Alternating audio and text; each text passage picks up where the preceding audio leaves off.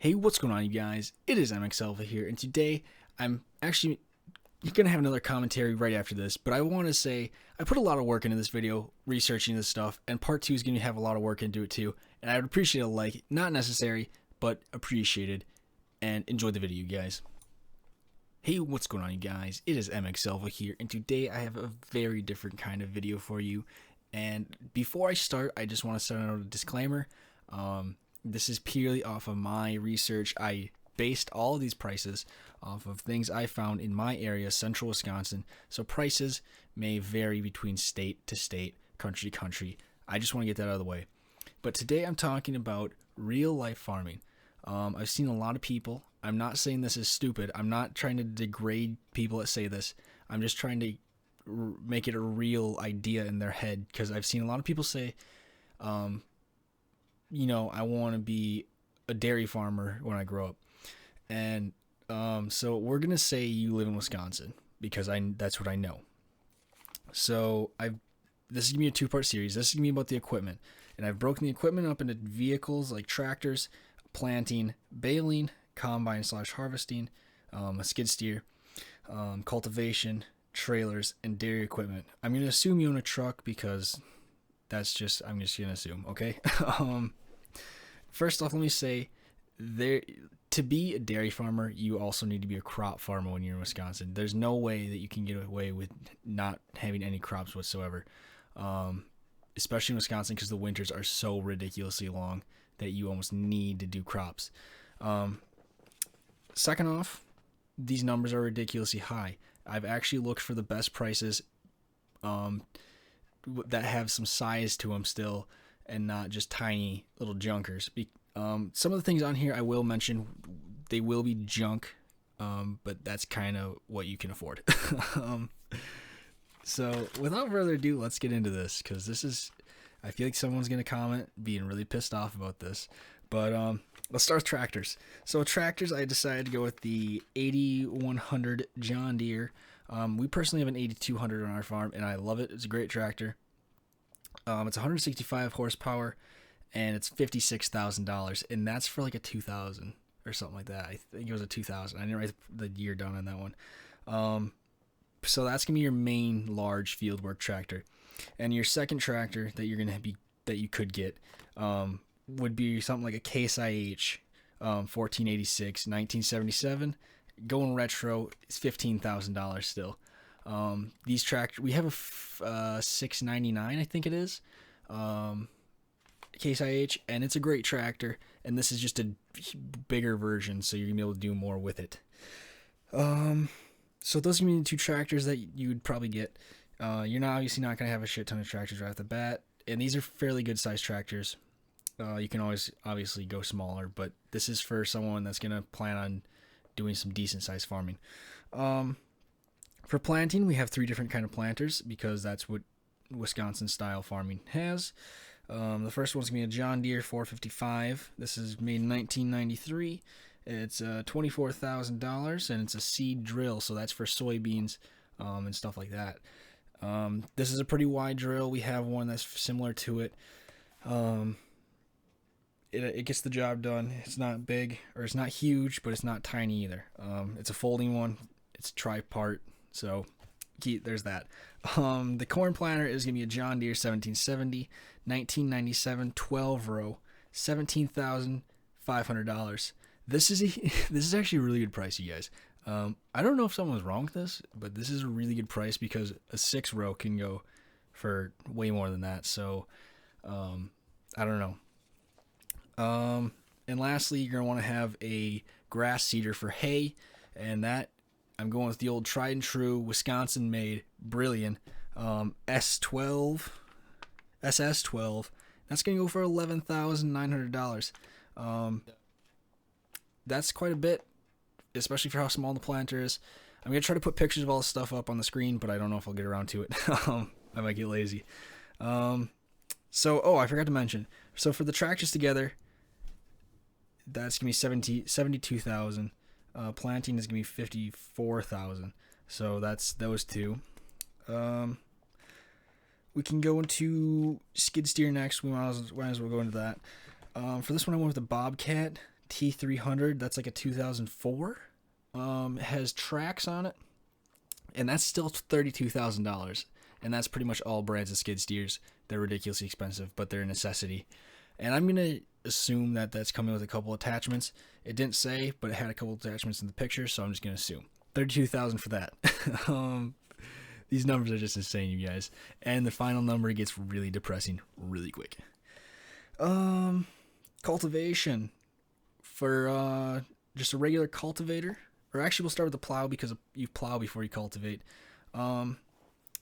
I went to JD 995, $12,000. It's a plow. It's I think it's a 6 or 8 bottom, something like that. Pretty decent sized plow for a smaller farm. That's obviously gonna be pulled by the 8100. And for a cultivator, I went with a John Deere 650 1989, 30 foot. So that's pretty decent size for how old it is. $17,500. I was going to put a disc in here, but the cultivator, the John Deere 650 that I saw in the picture, I'm just going off what I saw in the picture because I've never actually seen a 650 in life. It looked like it did the job as far as like a finisher goes too. So I'm going to assume it does the job. And those two together are $29,500. So again, a pretty big number for pretty old equipment. Also, I apologize if it's JD, but like I said, this is based in central Wisconsin, and Wisconsin is huge on John Deere, so I'm sorry about that. Next, we can go into baling, since you're going to be a small farm. I'm going to assume you're going to do small square bales, and then you can hire someone later on to do large bales. So I went with small square bales because it's the most cost-effective way of doing it as far as new farms go. So you can find like an old John Deere square baler, or actually any square baler, for like $2,000. It's not going to run the greatest. You're probably going to need to work with it, tinker with it, but it's going to be $2,000, so that's not that bad. Let's see. Oh, okay, sorry. For mowing, you can get something like you can get like a haybine. It's like a pull behind kind of thing, but I didn't really actually see too many of those for sale. That was kind of weird. So I decided to go with the 3-point mower. And that would be the Massey 1306, and that's $4,900. I think it's like a 6-foot span or 8-foot span, something like that. It didn't really say, but it was decent size. Next, to windrow it, it's actually a windrower and a rake. We call it a whirly rake here in Wisconsin, but it's like the rakes that go in a circle. And that would be the Kuhn GA 300 GT, made in 2005, $4,000. And to haul these bales, you're going to have something like a Myers bale rack, and that's only like $1,500. And you can those are pretty readily available where I live. I mean, lots of people are always selling those and shit. So all that together is $12,400. Probably the cheapest thing all day. It is. Combine and harvesting. This is ridiculous. This is a really, really cheap, really, really shit combine, but it'll get the job done for what you're doing in small farming. Sorry if I keep laughing. It's just these numbers are insane, and it hurts my head to think about it. So the combine is the JD 6620, made in 1981. That sounds pretty old, but it's really not that old in terms of farming, especially smaller farming. $7,400, and that comes with both headers. So, like I said, it's not going to be the greatest combine. There's definitely going to need to be work that needs to be done more often. Shit's going to break on it. Smaller headers and everything, but it's $7,400, so you can't really complain when people are spending $740,000 on new combines. Like you can't complain. And for a gravity box, since we use gravity boxes on smaller farms around here, I went with the Kill Bros 390, 1998, $6,500. And that comes with an auger, actually. So I'll try to put a picture of that because I feel like a lot of people don't know what a gravity box is. We're actually wrapping it up here. So for hauling cattle, I went with the Featherlight 1994. It's a gooseneck. I think it's, I don't know, it's like 20 feet long or something like that. $10,500. Not too bad. It's a really light trailer. Hence the name Featherlight. Those are actually made in Wisconsin, I believe. And then for a little flatbed, this is probably just big enough to haul a skid steer. And it's the JA Mar. It's made in 2007 and it's $1,900 or $1,950 actually. Yeah, we'll go with 1900. I have like 2 numbers written here, and that all totaled up is gonna be $12,500. Wait, did I already mention that? Oh, okay. I think I messed up earlier. Whatever. Let's keep going. Dairy equipment. This isn't actually like in the barn equipment. This is like getting shit ready for the barn. So you're gonna need a manure spreader, and smaller farms around here, they will do liquid manure, but a lot of them still do solid manure with a chain system running out of the barn. And for that, you're going to need obviously like a solid manure spreader. And we personally use, because it's located like 10 minutes away, we use Myers. For those of you ever heard of that, it's a pretty decent sized company. But this is the Meyer 8720. Made in 2009 for $22,000, and it's actually a really big spreader. So I mean, especially if you have a smaller farm, it's gonna be pretty awesome, because you're gonna haul a lot of shit with it. And then to make your own grain, because a lot of farms do that to save on money. 1996 Gale MX 125 for $12,000. That's definitely an optional piece. You can also buy grain. We personally buy grain at the moment. We used to do our own grinding, and it saved quite a bit of money, but our grinder's out of commission, so we buy grain. And that is $12,000, so that'll total $34,000. So I know I went through that list really quick. I'm going to try to provide pictures for you guys just so you get a general idea of what I'm talking about, so I don't sound like some idiot listing off random shit.